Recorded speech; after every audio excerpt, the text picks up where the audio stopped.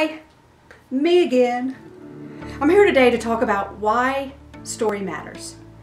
I have good friends, many speakers in this industry who I really admire, one of them being Meredith Powell, who speaks about how to navigate this economy. And she's taught me a lot about the economy that we're in. Now, she's much smarter than me, but here is what she taught me in a nutshell, and I promise it's going to relate to what I'm talking about. She taught me that we've gone from a push economy to a pull economy. That gone are the days of knocking on doors and trying to impact and influence people by pushing what we have on them. She has showed me that we have moved into a different state of being.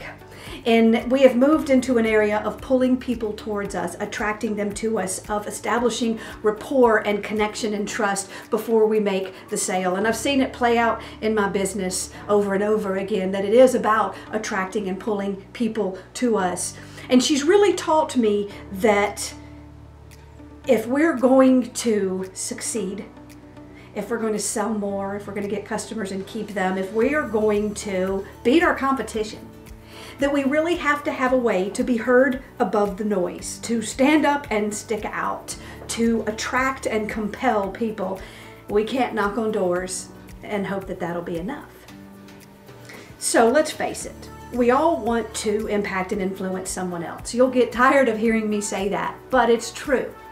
We want to impact that boss for that job we want to get or that opportunity. We want to impact our customers to come to us and to stay and to keep coming back.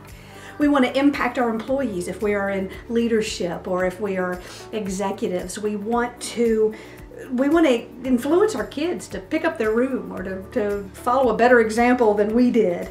And the cardinal rule, if you want to impact and influence, I'm going to go so far as to say that makes us all, for the sake of example, salespeople. We're all selling something, a product, a service, a truth, an awareness, whatever it is. We're selling something that makes us salespeople.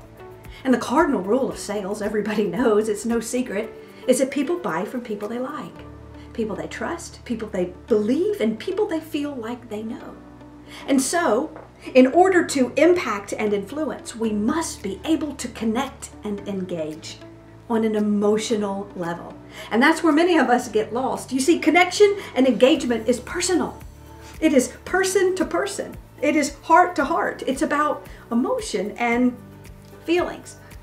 The problem is that many of us, me included sometimes, are still trying to connect and engage by data, by using information, by telling people what to do.